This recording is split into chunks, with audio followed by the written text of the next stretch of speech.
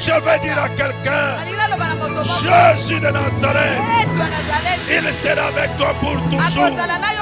Mais les humains peuvent faire des déclarations. Le jour que tu seras dans des problèmes, tout le monde t'abandonnera. Tu vas demander à Dieu qu'il envoie les anges sans pitié. J'aime bien ce qu'on dit à Kinshasa. Moi, mon sang, makila na ngai, eza bololo, bamekaka ngote. Frères et sœurs, Jésus est merveilleux. Jésus a sa kitoko. Jésus a sa elengi. Jésus a son de la kamotute. Si tu es avec lui, dans la joie comme dans la souffrance, il sera à tes côtés. La gloire revient à l'Éternel. La gloire revient à celui qui vit à jamais. La gloire dans les cieux, la paix sur la terre parmi les gens qui craignent le Seigneur.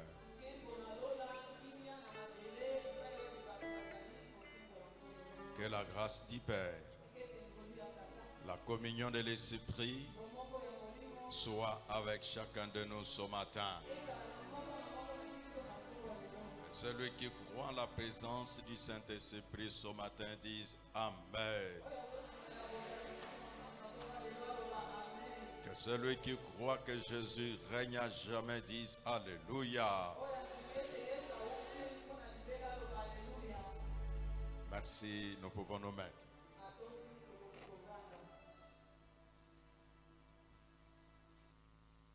Dieu nous a conviés dans sa présence. Et donc, parce que tu es là, c'est sur invitation du Seigneur. Si quelqu'un peut m'aider en disant à son voisin que tu as répondu à l'invitation du Seigneur.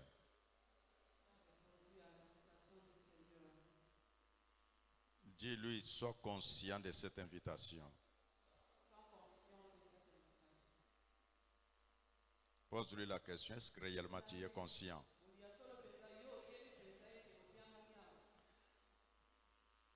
Peut-être son cœur ne te dit pas exactement ce qui se passe. Et des moments, il se dit, bon, je suis conscient, mais d'habitude, je viens. Donc, quand tu viens dans la présence de Dieu, la première des choses à faire, c'est d'être conscient que Dieu veut que tu sois dans sa présence.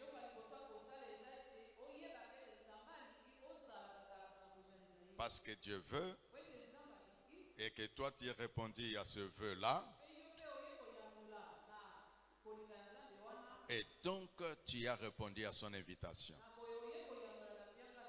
Et rappelle-toi, une fois que tu es allé répondre dans une invitation, à une invitation d'une fête ou je ne sais pas de quoi que ce soit, tu vois comment tu voulais que la personne qui t'a invité sache que tu es là.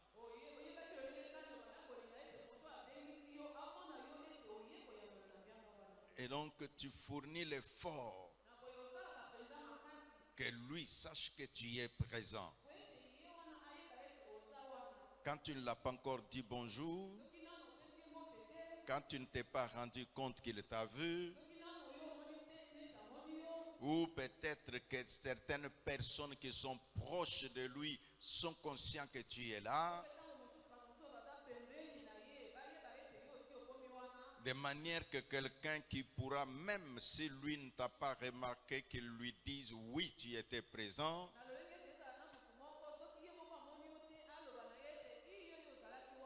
Tu connais comment ton cœur fait. Mais tu connais le moment que tu te rends compte que effectivement il sait que je suis là. Et surtout s'il est assis à sa place d'honneur. Et parfois il te fait la tête comme ça. Et alors tu sentiras que tu es content maintenant. Je veux que tu vois Dieu tourner les yeux vers toi. que tu te rendes compte qu'il me regarde. Que tu te rendes compte que ses yeux me voient. Donc cette conscience-là te permettra d'avoir un certain sentiment en écoutant sa parole.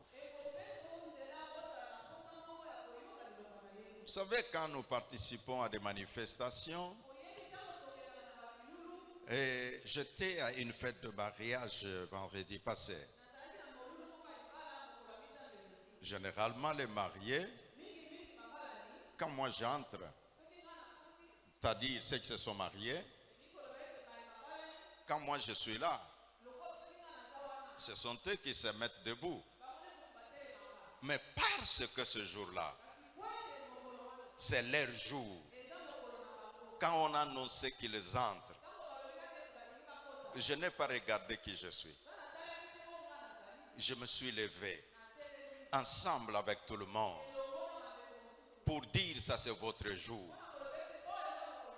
C'est ce que je vais te dire ce matin. Quand tu sais que tu es venu devant le Seigneur, quand tu sais que ces anges tournent dans la salle, ils remarquent la présence de chacun. Et avec objectif de faire rapport que tel était là. Comment tu sentiras dans ton cœur? Donc mon message est que tu puisses te sentir que Dieu te voit, Dieu te connaît. Quand tu sais que Dieu te connaît, quand tu sais que Dieu remarque ta présence, alors toi aussi tu feras en sorte que tu puisses lui montrer que tu es là pour lui.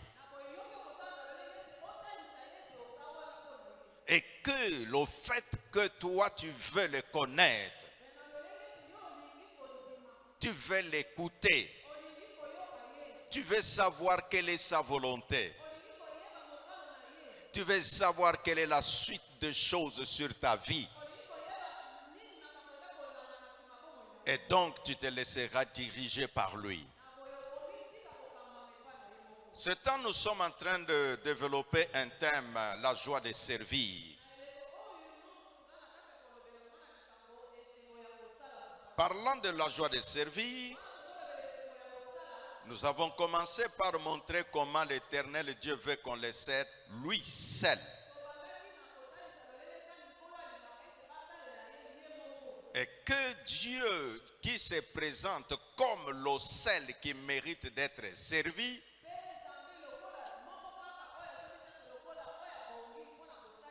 cela nous a conduit de parler de différentes pensées.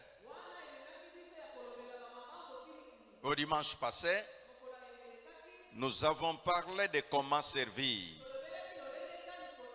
Et nous avons montré qu'il faut le servir sans peur.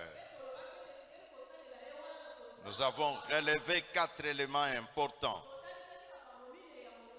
Comment les gens ont les sentiments de peur. La peur d'être abandonné, la peur de manquer, la peur d'échouer et la peur de la mort.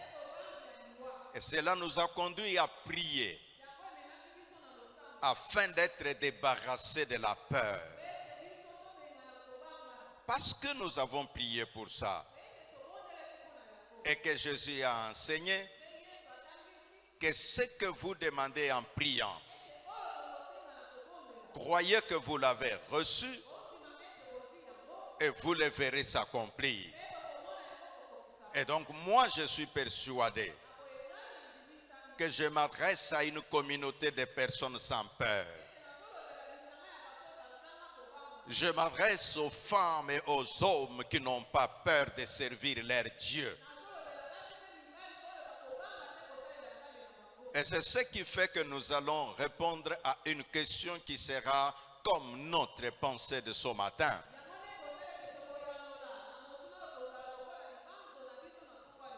La question est la suivante. Servir avec quoi? Donc, quand nous avons dit comment servir, et là, la réponse est qu'il faut les servir sans peur. Et aujourd'hui, nous disons servir avec quoi? Nous sommes dans le livre des Juges, nous prenons le chapitre 6e. Nous prenons le verset 15 à 16. La Bible déclare, Gédéon répond, Seigneur, pardon. Comment est-ce que je peux délivrer Israël? Mon clan est le plus faible de la tribu de Manassé. Et moi, je suis le plus jeune de ma famille. Le Seigneur lui répond, je serai avec toi et tu battras les Madianites comme un seul homme. En prenant une autre version, il est écrit que Gédéon lui répond, avec quoi je délivrerai Israël? Donc le service que Dieu donnait à Gédéon, c'était la délivrance de son peuple. Et alors Gédéon, lui, avait conscience de quelque chose. Avec quoi alors vais-je délivrer son peuple? C'est ainsi, c'est une question qui se transforme comme qui dirait, oh Dieu, tu m'appelles à ton service.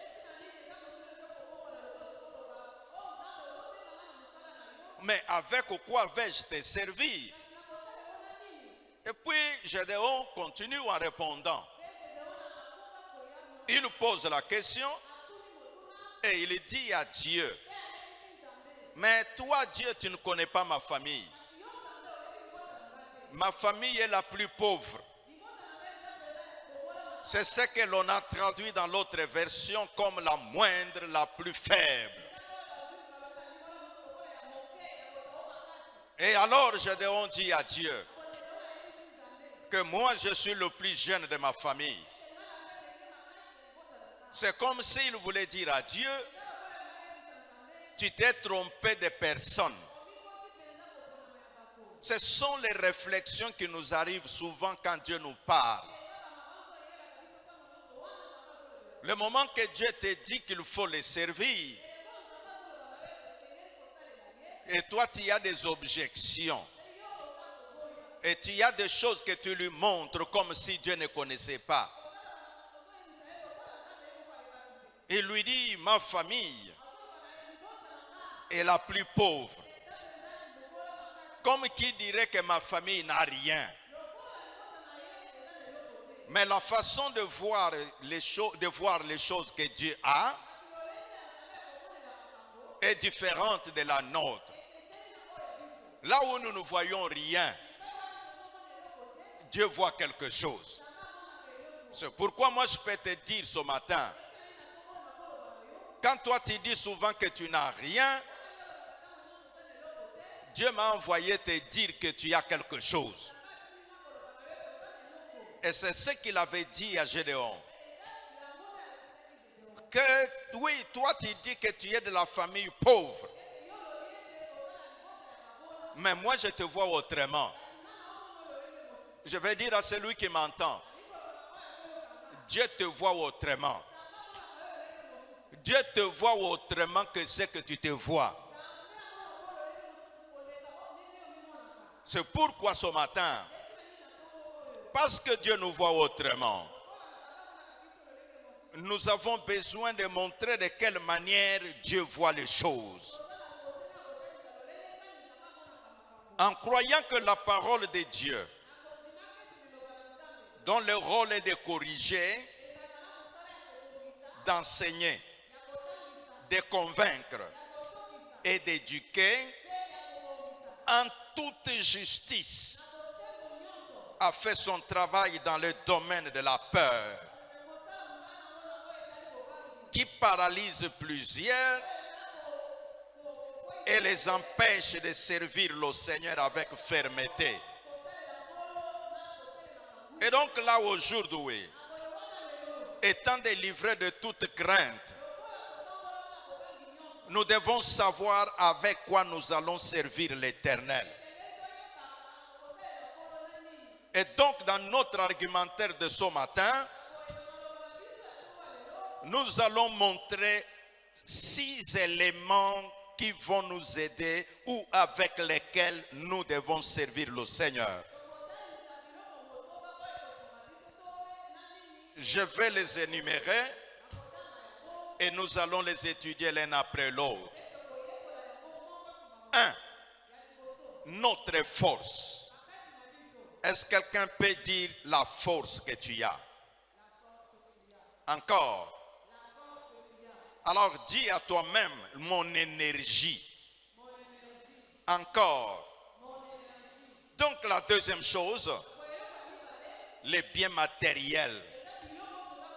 Que quelqu'un dise le matériel. Troisième élément, l'argent. Est-ce que nous pouvons dire ensemble les finances? Disons ensemble les finances. 4, nos relations. 5, notre intelligence. 6, notre temps. Alors en parlant de ces 6 éléments, nous commençons par la force. La force, c'est ce que nous appelons en d'autres termes l'énergie.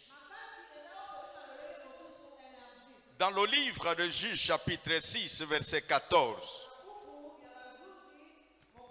la Bible dit ceci: le Seigneur se tourne vers Gédéon et lui dit que tu vas aller avec la force que tu as. Va délivrer Israël des Madianites. Oui, c'est moi qui t'envoie. Voilà cet homme qui disait qu'il n'avait rien. Dieu lui dit, c'est moi qui t'envoie. Celui qui dirait avec quoi j'irai, l'Éternel Dieu lui montre c'est avec quoi il va partir. Que tu iras avec la force que tu as. Servir le Seigneur, ça ne dépend pas de tout ce que nous imaginons là. Dieu ne te demandera jamais ce que tu n'as pas. Le moment qu'Abraham n'avait pas d'enfant, il ne lui avait pas demandé de choses à donner. C'est le moment qu'il a Isaac que lors l'Éternel Dieu lui dit, donne-moi Isaac. L'énergie que tu as, tu dépenses à quoi? Souvent le matin, tu te réveilles. Je suis fatigué. En d'autres termes, je n'ai pas d'énergie. Mais tu as dépensé ton énergie à quoi? C'est une question à laquelle tu dois réfléchir ce matin. Parce que quand nous disons servir Dieu, beaucoup pensent d'abord qu'il faut être pasteur. Non, tous nous ne serons pas de pasteurs. Mais tous nous sommes appelés à servir le Créateur. Ta force physique, l'énergie que Dieu te donne, tombe malade et tu sauras l'importance d'avoir l'énergie. Quand quelqu'un tombe malade, l'énergie quitte. Tu commences à te demander où est partie la force.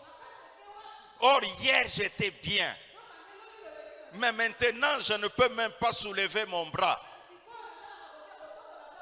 Pourquoi? Juste parce que l'énergie t'a quitté. Que fais-tu avec ton énergie? Peuple de Dieu, l'énergie physique est une grâce que Dieu accorde à chacun de nous. Gédéon disait qu'il n'avait rien. Mais le Seigneur lui dit, va avec la force que tu as. Par ton énergie, tu peux servir Dieu. De quelle manière? Le fait de marcher et visiter quelqu'un. Tu te lèves, tu visites les malades. Tu te lèves, tu visites les voisins. Tu te lèves, tu balayes la parcelle de l'église. Tu te lèves, tu marches de façon que le temple soit propre. Ça, c'est l'énergie qui fait ça. Je me rappelle vous avoir dit une petite histoire que j'avais lue quelque part. Cette dame qui nettoyait le temple, elle balayait.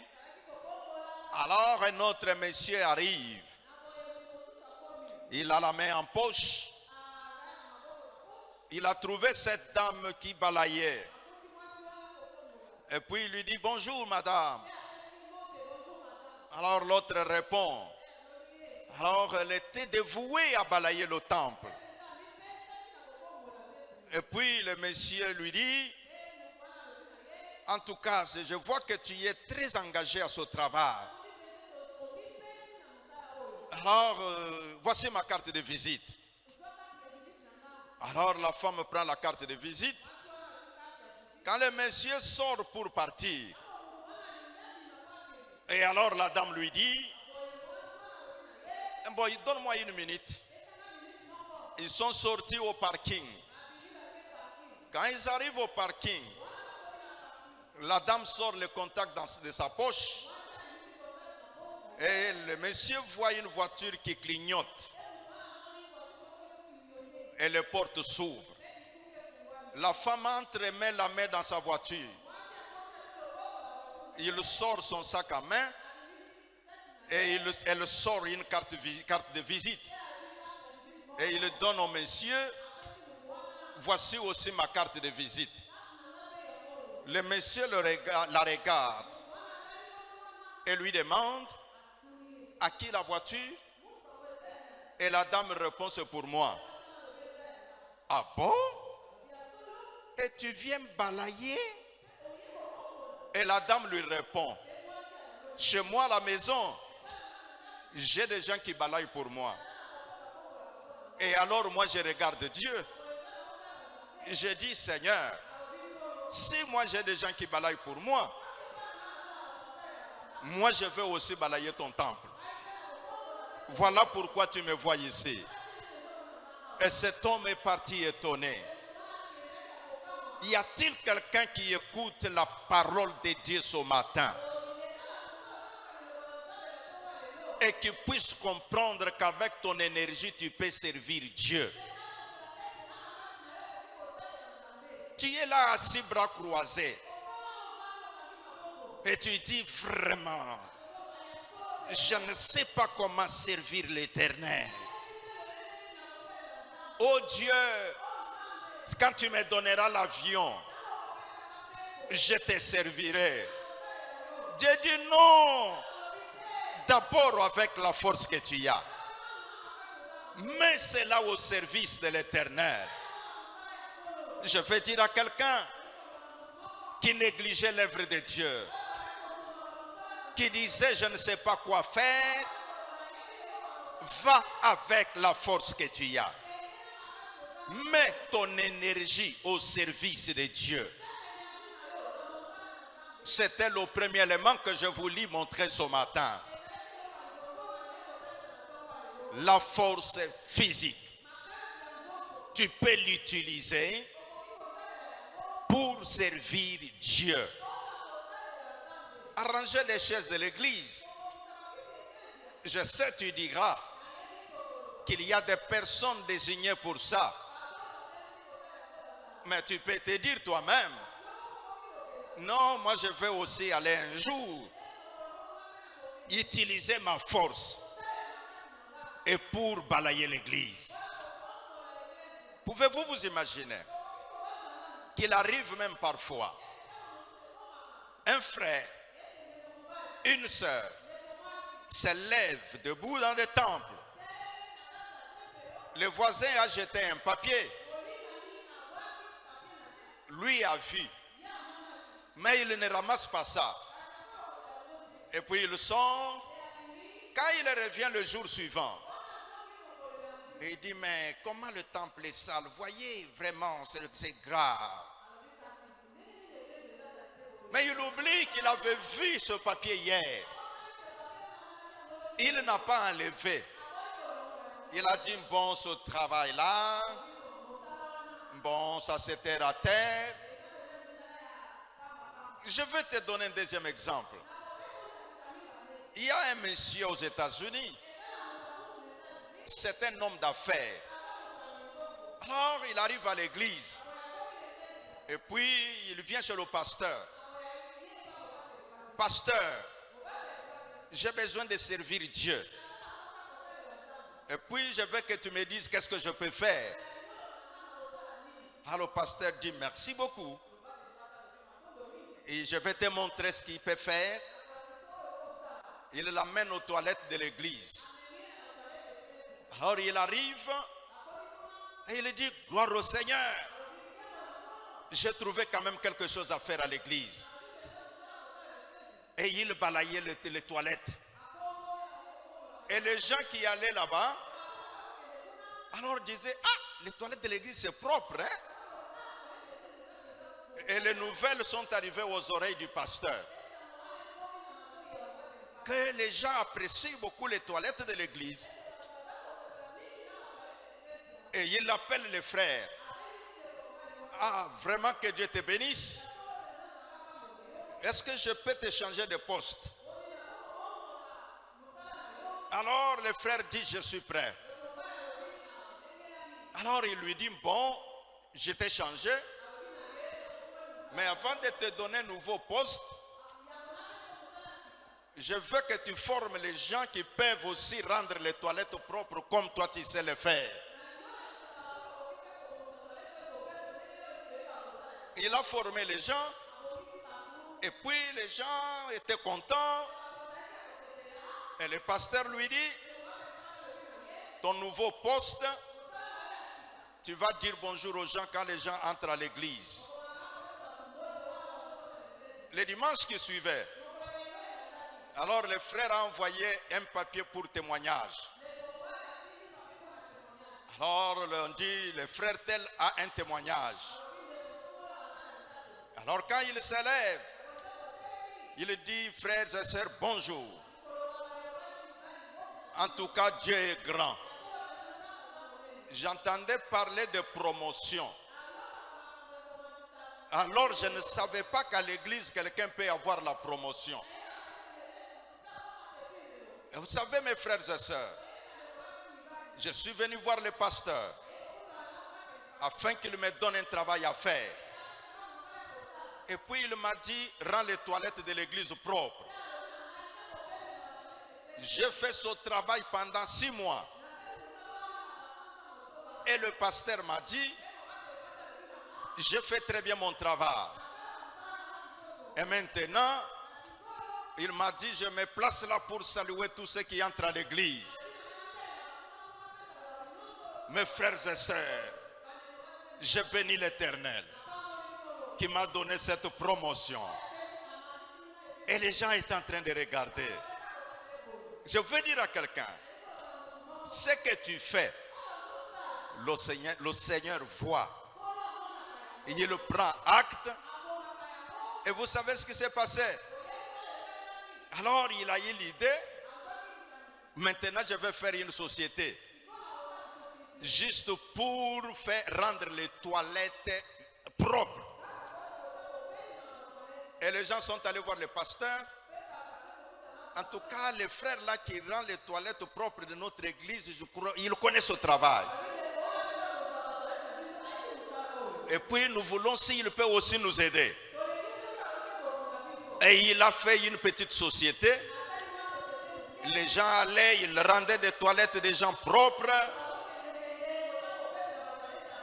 Et puis ils étaient payés pour ça. et les commandes devenant multiples. Alors il a dit, bon, il faut que ça soit mécanisé. C'est-à-dire qu'il y ait des engins pour ça. Et c'est là qu'il a fait des citernes pour vers les vidanges de toilettes. C'est l'initiateur, quand vous voyez des véhicules qui vont dans des parcelles, que ce soit, vous les voyez à la télévision ou quoi, alors c'est un homme qui a eu cette idée-là. Il a eu l'idée à partir de l'église. Il est devenu un milliardaire dans ce travail-là.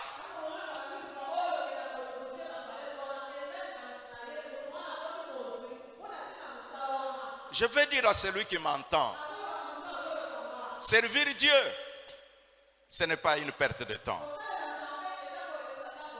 Sers l'Éternel avec la force que tu as. Ne sois pas l'observateur dans la maison de Dieu. Et donc la deuxième chose, j'ai parlé du matériel. Alors le matériel, c'est un domaine important par lequel nous pouvons montrer à Dieu combien nous l'aimons.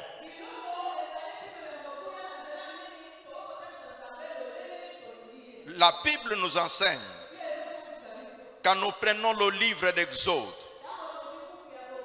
Exode chapitre 4, Exode 4, nous prenons le verset 1 jusqu'au verset 4. L'Éternel parle à Moïse. Et Moïse répond au Seigneur, mais voilà, les Israélites ne me croiront pas. Ils ne m'obéiront pas. Mais ils diront non. Le Seigneur ne s'est pas montré à toi. Et le Seigneur demande à Moïse, qu'est-ce que tu tiens à la main?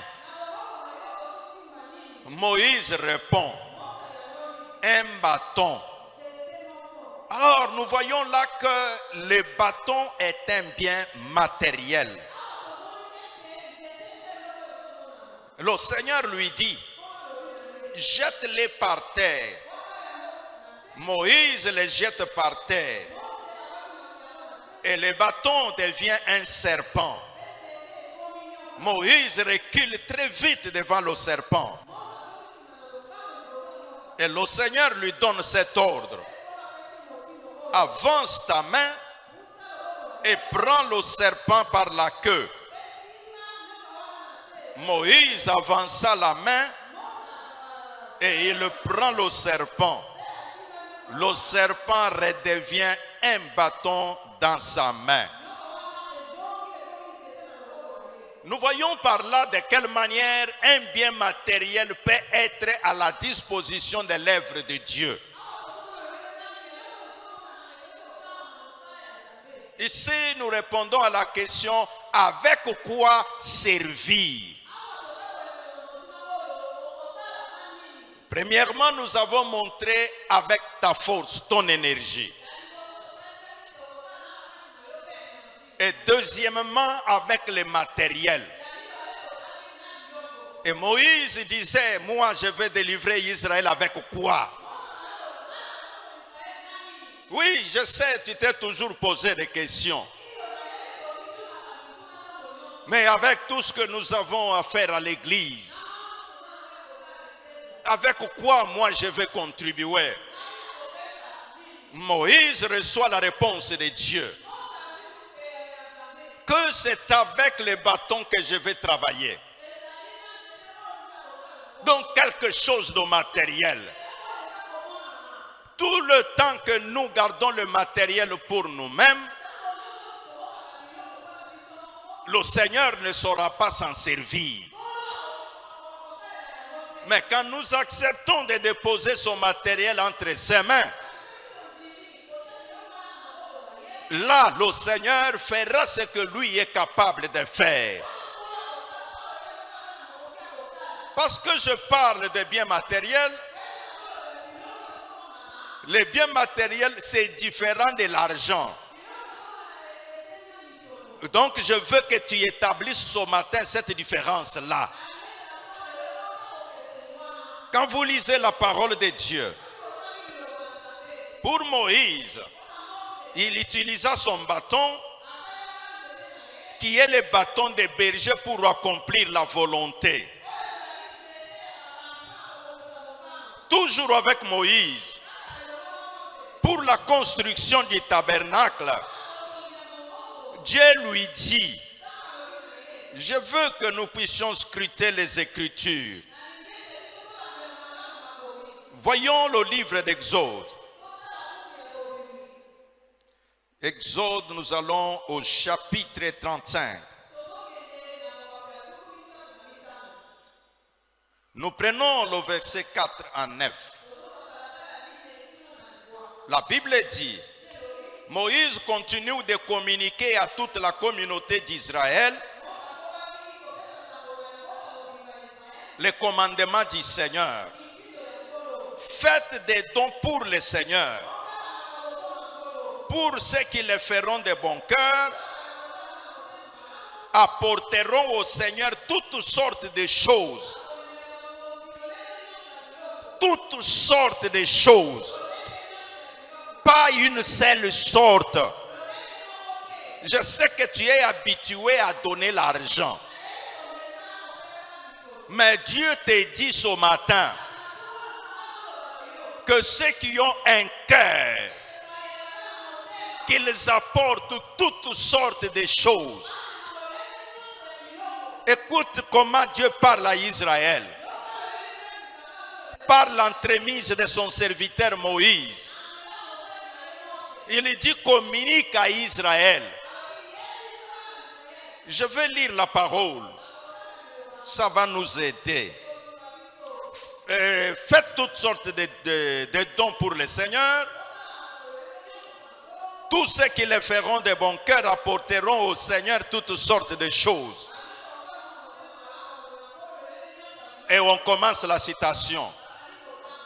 L'or, l'argent, les bronzes, très belle laine violette, rouge clair et rouge foncé, lin fin, poils de chèvre, peau de bélier teinte en rouge, beau cuir, bois d'acacia, huile pour les lampes, parfum pour l'huile de consécration et pour les parfums brûlants, des pierres d'onyx, des pierres rouges, des pierres précieuses, pour l'éphod et pour la pochette du grand prêtre. Alors vous voyez de quelle manière Dieu parle à Israël. Vous savez, les paroles c'est très simple.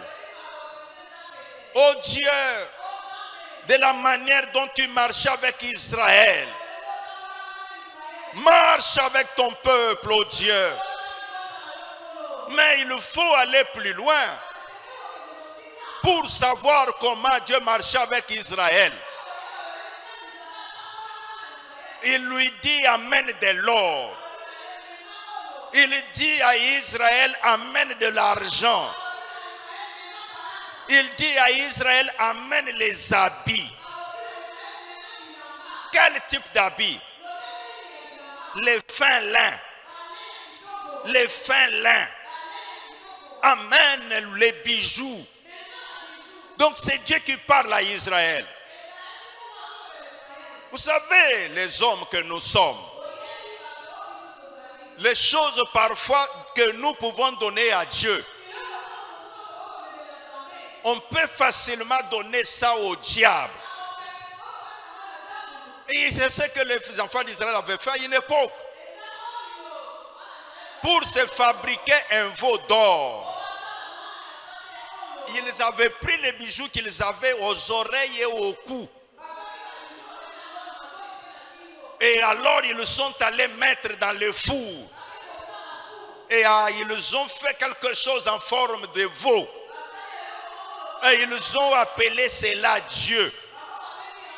Et Dieu n'était pas content. C'est facile que tu dises, ah, ces gens vraiment. Mais toi, est-ce que tu as déjà pris les bijoux or pur, or massif? Ce que tu dis, ça c'est de la richesse. Et tu amènes ça à Dieu. Et la Bible déclare, quand Dieu parle au verset 9, non seulement que tu amèneras ça pour le temple, Dieu a même dit que tu amèneras ça pour la robe d'Aaron. Donc la robe du sacrificateur. Donc ce matin, chers amis, je pensais enseigner avec quoi servir. Et donc servir Dieu avec les biens matériels. Ce n'est pas seulement dans l'ancienne alliance que ces choses ont été dites. Mais dans le Nouveau Testament, la parole de Dieu nous enseigne. Quand vous prenez Actes des Apôtres, au chapitre 4, versets 33 à 37, la Bible nous enseigne qu'à l'époque des apôtres, une grande grâce reposait sur eux. Les gens vendaient les champs. Donc les champs, un bien matériel. Les gens vendaient des maisons. Maison, un bien matériel. Laisse que Dieu parle au cœur de quelqu'un ce matin. Que tu te dises, Seigneur, je n'ai jamais donné une voiture à Dieu. En tout cas, je vais être de ces gens-là. Je n'ai jamais donné une maison à Dieu. Et je veux être parmi ces gens-là. Peuple de Dieu, les gens de l'église primitive, la Bible dit qu'une grande grâce reposait sur eux. Où sont ces gens-là dans l'église d'aujourd'hui? Vous êtes très prêts à écouter ceux qui critiquent l'église. Mais vous les lecteurs de la Bible, lisez la Bible. Quand tu entends cet homme, cette femme qui critique parce que tu as donné ta voiture au pasteur, va lui dire que les gens qui ont marché avec Dieu, ils donnaient des maisons, ils donnaient des champs. Les champs, ça veut dire les fermes. C'est-à-dire que quelqu'un a une ferme. Il dit, je prends la ferme, je donne à Dieu. Que Dieu suscite son réveil là. Et que les gens sachent que Dieu est plus grand que les biens matériels. C'est ça ce que ça veut dire. Quand tu prends ta voiture, tu donnes à Dieu. C'est une façon de lui dire, mon Dieu, ma voiture n'est pas plus que toi. Toi, tu vaux plus que ma voiture. Et pour te l'éprouver, je la prends et je te donne. Vous savez, frère, un jour, un monsieur est arrivé, il prêchait à notre église, là nous étions en Gaba. Alors, une sœur, en écoutant la parole, elle avait sa paire de chaussures, c'était la première fois qu'elle portait cela. Tellement que la parole sortait. Et nous avons vu la sœur avancer. Elle enlève les chaussures. Elle est retournée pieds nus. Elle a cherché quelqu'un qui peut lui prêter les babouches. Alors, en sortant de l'église, qu'est-ce que les gens disaient? En tout cas, Dieu du ciel. Et la sœur avait un problème de mariage. Aussitôt qu'elle a fait, et le ciel a sonné. Le ciel a sonné. Et la sœur était libérée de ce dossier de mariage. Ce que je vous dis ici, les gens qui étaient présents entendent et ils se rappellent. Les biens matériels. Je me rappelle un monsieur. Alors, ils avaient le problème de fécondité. Alors, il amène un homme de Dieu. Il lui dit, voici ma garde-robe. Je veux que tu choisisses la meilleure veste qui existe dans cette garde-robe. Et la chose se passe. 2 mois après, délivrance de la stérilité. Qu'est-ce que je veux dire au peuple de Dieu? Que servir Dieu. Mais quand tu entends les témoignages, tu dis, ah, donc il faut donner pour avoir.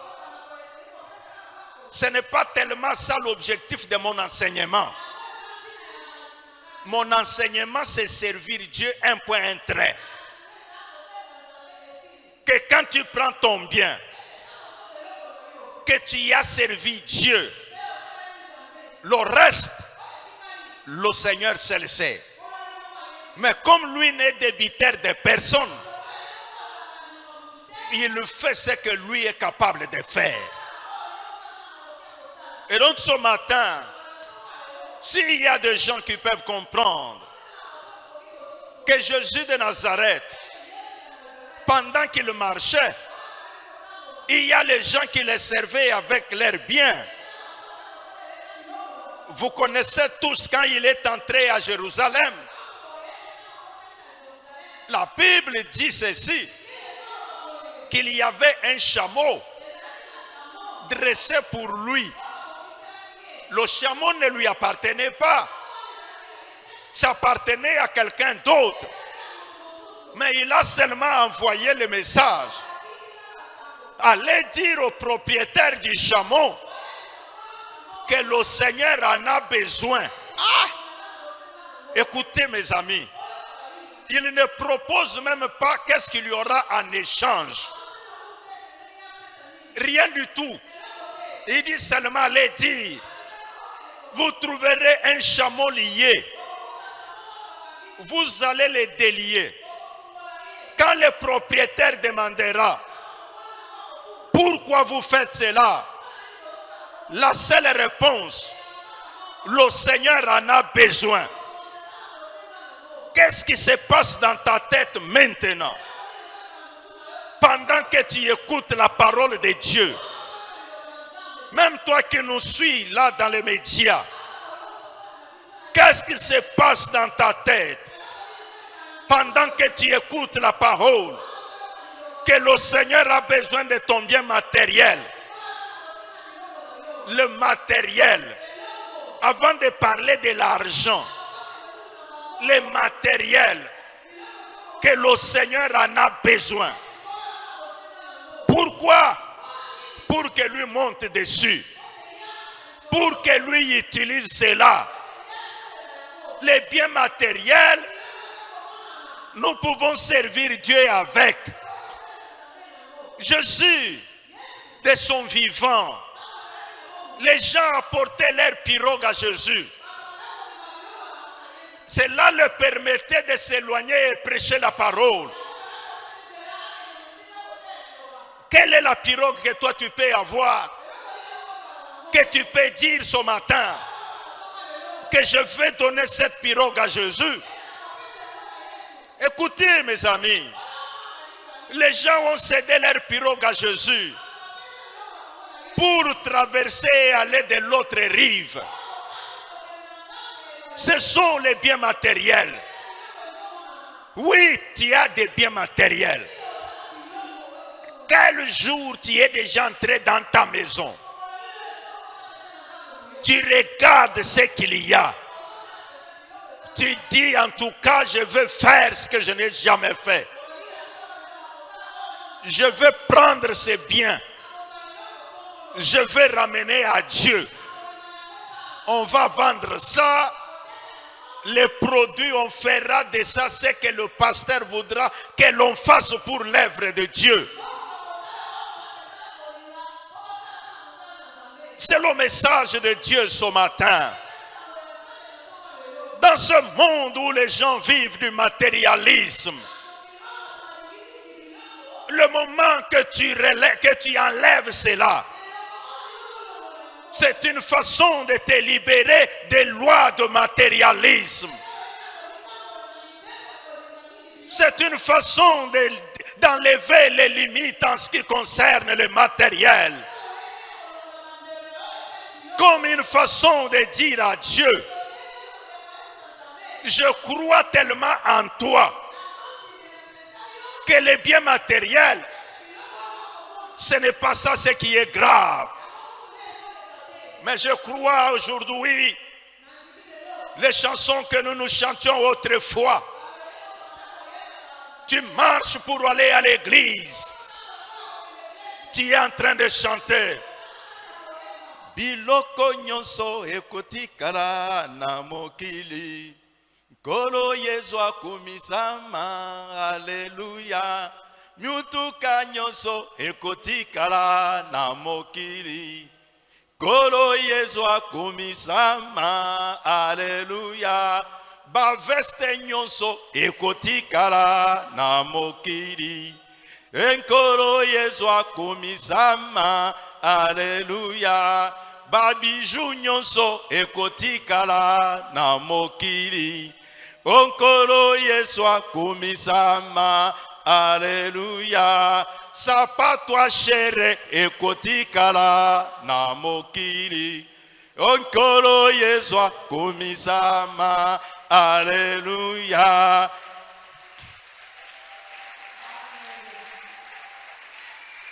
Oui, bien-aimé dans le Seigneur, ce matin, quand est-ce que tu seras capable de chanter cette chanson? Même si tu refuses de chanter, écoute-moi. Mais ce que tu auras envoyé au ciel, tu retrouveras cela. Oui, mes bien-aimés, Jésus a dit que ne vous inquiétez pas. Je m'en vais au Père pour vous préparer une place. Donc auprès du Père, il y a une place, frère bien-aimé. Mais maintenant le problème est que qu'est-ce que tu trouveras là où on est en train de préparer? Et Jésus a dit, s'il n'y en avait pas, je ne vous aurais pas parlé. Croyons à la vie éternelle. Croyons au royaume des cieux. Croyons à la vérité du trésor céleste. Les biens que nous donnons à Dieu, ça entre à l'usine de transformation céleste. Quand ça te retournera, le Seigneur connaît de quelle manière ça te retournera. Dans le siècle présent et dans le siècle à venir. Et donc nous parlions de servir Dieu avec quoi? La force que tu as. 2, les biens matériels. Et alors 3, c'est avec l'argent. La Bible déclare, nous sommes dans le livre de Luc chapitre 7e. Luc chapitre 7 verset 4 au verset 6e. Il est dit, alors Jésus va avec les anciens. Donc les anciens arrivent auprès de Jésus. Et il les supplie en disant, cet homme mérite que tu fasses cela pour lui. En effet, il aime notre peuple. Et c'est lui qui a fait construire, notre maison de prière. Ceci se réfère aux finances. Ce qui est différent au matériel. Bien que parfois les deux marchent ensemble. L'argent fait certaines choses que les matériels ne peuvent pas faire. Il est vrai que les matériels peuvent être vendus pour avoir l'argent, mais cela peut prendre du temps si l'urgence s'impose. En lisant la parole de Dieu, quand vous prenez Ecclésiaste chapitre 10e, verset 18 jusqu'au verset 20, Salomon dit ceci: l'argent répond à tout. Un écrivain a dit ceci: on ne résout pas les problèmes de finances avec l'argent. Mais la solution vient avec l'éducation financière. J'ai dit ces quelques pensées dans ce livre. Quand vous prenez le livre Les clés du succès, donc vous lirez de quelle manière j'ai démontré la façon dont l'homme peut servir l'Éternel avec l'argent. C'est pourquoi si tu ne l'as pas, tu peux l'acheter. Et donc il se trouve dans mon bureau. Il suffit que tu contactes mon protocole, tu auras ce livre. En parlant de l'éducation financière, ça aide l'homme à changer sa mentalité. Parce que si la mentalité ne change pas, même si tu as l'argent, tu ne feras rien avec. Parce que ta mentalité te dira toujours les choses d'autrefois. Et comment on reçoit l'éducation financière? En tant que chrétien, c'est à partir de la parole de Dieu. C'est la Bible qui nous montre ce que Dieu dit à propos de l'argent. Écoutez-moi mes amis, je suis en train de répondre avec vous la question avec quoi servir. Parce que nous disons qu'il faut servir Dieu. Comment sans père? Avec quoi? Avec notre force. Avec quoi? Avec nos biens matériels. Avec quoi? Avec l'argent. Et donc l'éducation financière permet à l'homme de changer sa mentalité sur l'argent.